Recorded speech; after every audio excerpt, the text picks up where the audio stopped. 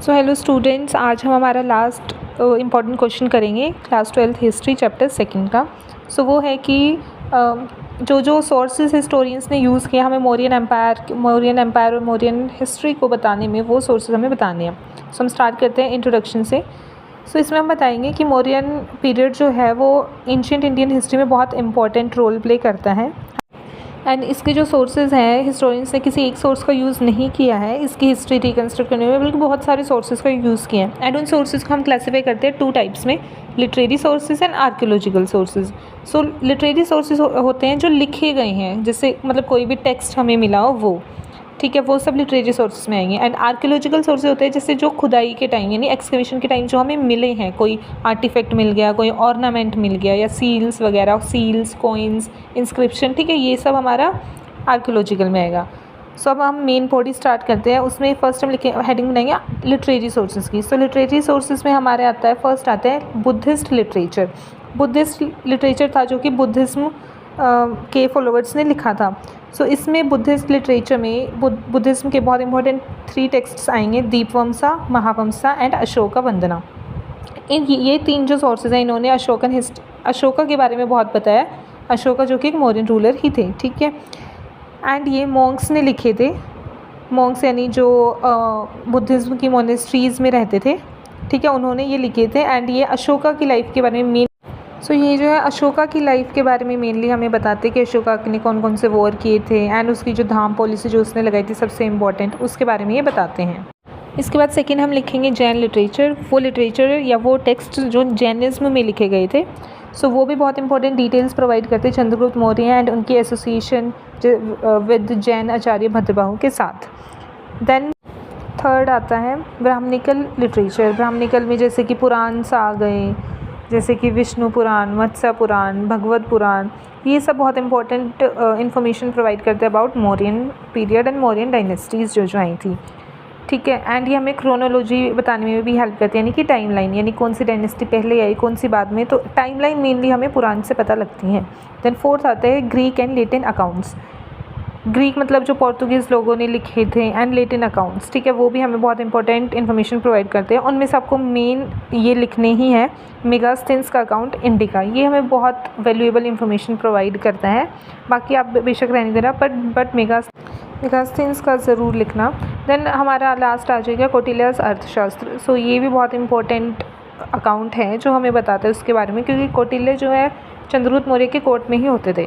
सो उन्होंने चंद्रगुप्त मौर्य और मौर्यन एडमिनिस्ट्रेशन की पॉलिटी के बारे में, एडमिनिस्ट्रेशन के बारे में, इकोनॉमी के बारे में बहुत अच्छा लिखा है। देन हमारा सेकंड पार्ट शुरू हो जाता है आर्कियोलॉजिकल सोर्सेज। आर्कियोलॉजिकल सोर्सेज वो सोर्सेज होते हैं जो हमें खुदाई के टाइम मिले हैं, ठीक है। इसमें कोई भी आर्टिफैक्ट जो हमें मिला वो आ जाता है। सो फर्स्ट आएगा इंस्क्रिप्शंस बहुत इंपॉर्टेंट थी, स्पेशली अशोका रूलर की इंस्क्रिप्शंस बहुत इंपॉर्टेंट सोर्स रही हैं मौर्यन एम्पायर का, मौर्यन हिस्ट्री का। सो ये अशोका इंस्क्रिप्शंस या और भी इंस्क्रिप्शंस हमें पिलर्स पे एनग्रेव्ड मिली हैं, रॉक्स पे, केव वॉल्स पे, इन सब जगह पे हमें मिली हैं। एंड वो अशोका ने खुद लिखवाई थी। एंड वो इन्फॉर्मेशन प्रोवाइड करती है अशोका ने जो एक न्यू पॉलिसी अपनाई थी धाम, उसके बारे में, अशोका के एडमिनिस्ट्रेशन के बारे में, एंड और जो भी उसने वेलफेयर एक्टिविटीज़ की थी या उसने फॉरेन रिलेशंस जिन कंट्री के साथ बनाए थे उन सब चीज़ों के बारे में बताती है। देन आ जाएंगे पिलर्स एंड एडिक्ट्स। पिलर्स पे एंड एडिक्ट्स पे इंस्क्रिप्शंस में ही मेनली हम काउंट करते हैं, बट इससे अलग से लिख देंगे क्योंकि हमें पिलर्स के नाम लिखने या प्लेसेस लिखने जहाँ जहाँ बनवाए गए थे। सो सबसे इंपॉर्टेंट अशोका ने पिलर्स बनाए थे, जो कि बनाए थे सारनाथ में, सांची, ये 2 ही, एंड वैशाली, ये 3 प्लेसेस याद रखना। एंड वो बहुत अच्छे से वेल पॉलिश्ड उसने बनाए थे, यानी पहली बार इसे देखे गए थे कि पॉलिश्ड पिलर्स बनाए हैं। सो इन पे इंस्क्रिप्शंस लिखे थे। एंड वो किंग की आइडियोलॉजी एंड एडमिनिस्ट्रेशन के बारे में बहुत अच्छे से बताते हैं। इसके बाद लास्ट पॉइंट आता है आर्कियोलॉजिकल रिमेन्स जो हमें मिले हैं, जैसे कि हमने साइट्स एक्सकेवेट की थी, पाटलिपुत्र, तक्षशिला, सारनाथ, कौशाम्बी, राजगीर, उज्जैन, यहाँ पे हमें बहुत सारे रिमेन्स मिले हैं, पैलेसेस यानी महल्स मिले हैं, पिलर्स मिले हैं, पोट्री मिली है, बीड्स, कॉइन्स, टूल्स, ये सब हमें मिला है। तो इन सब आर्टिफैक्ट्स को पढ़ के, इन सब को स्टडी करके हमें पता लगता है मौर्यन हिस्ट्री के बारे में कि कैसे उनकी सोसाइटी थी, क्या क्या चीज़ें यूज़ करते थे, क्या क्या डेवलपमेंट्स डेवलपमेंट्स हो चुकी थी।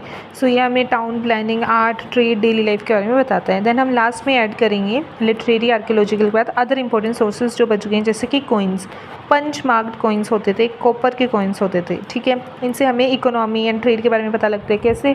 क्योंकि कॉइन्स जहाँ जिस जिस एरिया में वो मिले, मतलब वहाँ तक उनके ट्रेड रिलेशंस थे, वहाँ तक वो ट्रेड करते थे, उन कंट्रीज़ के साथ ट्रेड करते थे। सो हमें ये पता लगता है।